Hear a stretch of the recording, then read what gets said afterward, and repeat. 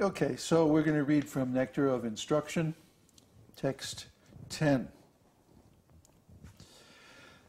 Karmibhya parito hare priyataya vyakting yadyur jnaninas tebhyo jnana vimukta bhakti parama premaika nishtastataha tebhyastha pashupala pankajadrishas tabhyo pisaradhika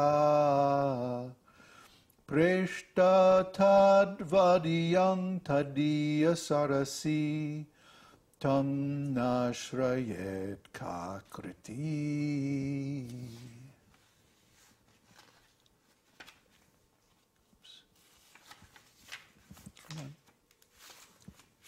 Translation. In Shastras, it is said that of all types of fruitive workers, he who is advanced in knowledge of the higher values of life is favored by the Supreme Lord, Hari.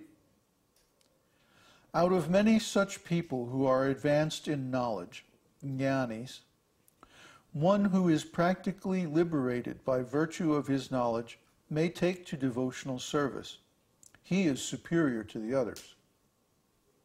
However, one who has actually attained prema, pure love of Krishna, is superior to him.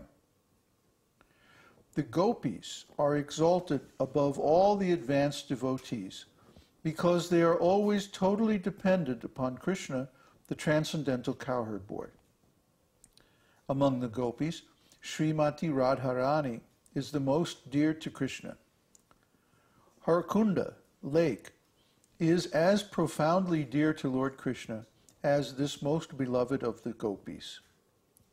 Who then will not reside at Rādhā-kuṇḍa and in a spiritual body surcharged with ecstatic devotional feelings, a prakrita bhava, render loving service to the divine couple Sri Sri Radha Govinda, who perform their Ashtakaliya Leela, their eternal eightfold daily pastimes.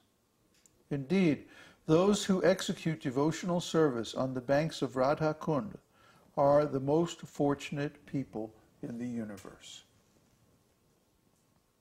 Wow, that's deep.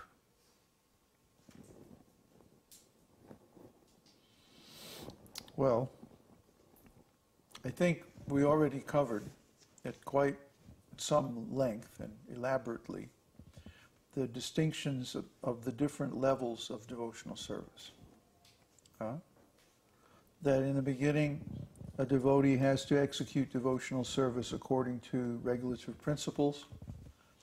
Then, once they are cleared of all their anarthas, they can execute spontaneous devotional service because their heart is clean. And this spontaneous devotional service culminates in prema, or pure love of Godhead. Now there are all different kinds of pure devotees in 5 different flavors. Neutrality, servitorship, friendship, parenthood, and conjugal love. And these are in the order of more and more pleasing to Krishna. Neutrality is not very much pleasing to Krishna. But conjugal love is the most pleasing type of service to Krishna. So out of all the pure devotees who are in the stage of prema, which means all the inhabitants of the spiritual world, those who are in conjugal love are the most pleasing to Krishna. And of all the devotees who are in this mood of conjugal love, the gopis are the best, because the gopis, they give up everything for their service to Krishna. Even religious principles. They give up everything. So the gopis, of all the conjugal lovers of Krishna, are the best. And of all the gopis, the best is Srimati Radharani. Srimati Radharani is the personification of Krishna's Hladini Shakti. when we say that Krishna is Satchit Ananda. Sat represents his existence potency. Chit represents his knowledge potency or consciousness. And Ananda represents his pleasure potency. And so the name of this Ananda, the pleasure potency, is Hladini. Hladini means pleasing. Hlad. Hladini Shakti. So the Hladini Shakti personified is Srimati Radharani. And she is like Krishna. She even resembles Krishna in many ways, except she's female.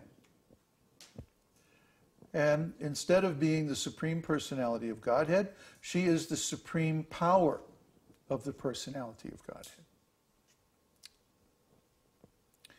So, those who worship Srimati Radharani, they form a group called a yuta. And the yuta of Srimati Radharani is known as the left-wing gopis. So the left-wing gopis, they all congregate at a certain place in Vrindavan, and this place is Rādhā-kuṇḍa. Rādhā-kuṇḍa is therefore the site of many, many confidential pastimes of conjugal love between Radha and Krishna, and involving all of the most intimate devotees of the Lord.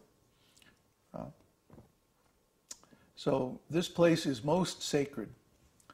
And in Gokula, in Krishna's pastimes in this material world, Rādhā-kuṇḍa is at the foot of Govardhan Hill in Vrindavan. And you can go there, you can visit. There are many temples. Actually, every house there is a temple. Every place you go, it's an āśram. And there are many, many sannyasis and babajis and many devotees of all kinds, and they're all very much engaged in the worship of Rādhā-kuṇḍa, and especially Radharani. And wherever you go in Vrindavan, when people see each other on the road, they don't say hi or good morning, they say Jai Radhe. So you hear this everywhere you go in Vrindavan. Jai Radhe, Jai Radhe. It's really nice. Vrindavan is really Radha's place. Even though Krishna might live there, but he lives under the control of Radharani. Radharani is so influential with Krishna because she is Krishna's pleasure potency. So she is known as the Vrindavaneshwari, the controller, the queen of Vrindavan. So all the devotees of Radharani, they're all in this similar mood. Krishna is very nice. And, we all worship Krishna. But Radha is super excellent. This is the mood. And that if Krishna misbehaves, then we can chastise him.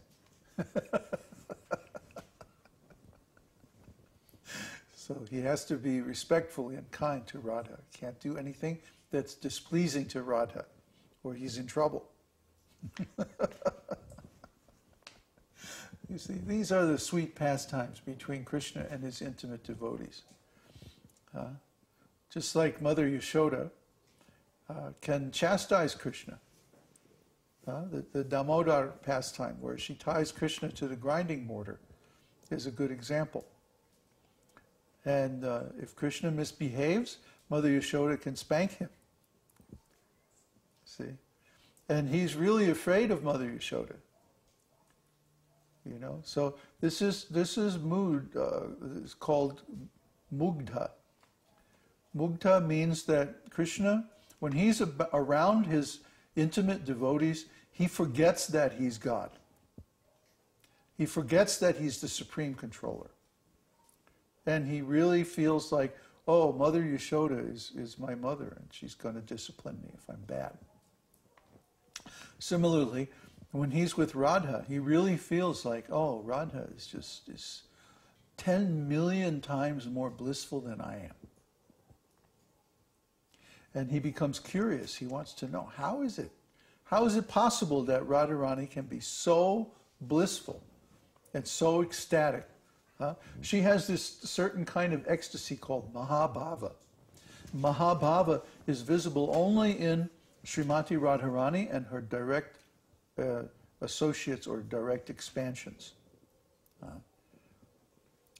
12 principal gopis, or her direct expansions. So this Mahabhava mood is so ecstatic and so wonderful that Krishna himself wonders, how is it possible? I want to experience this.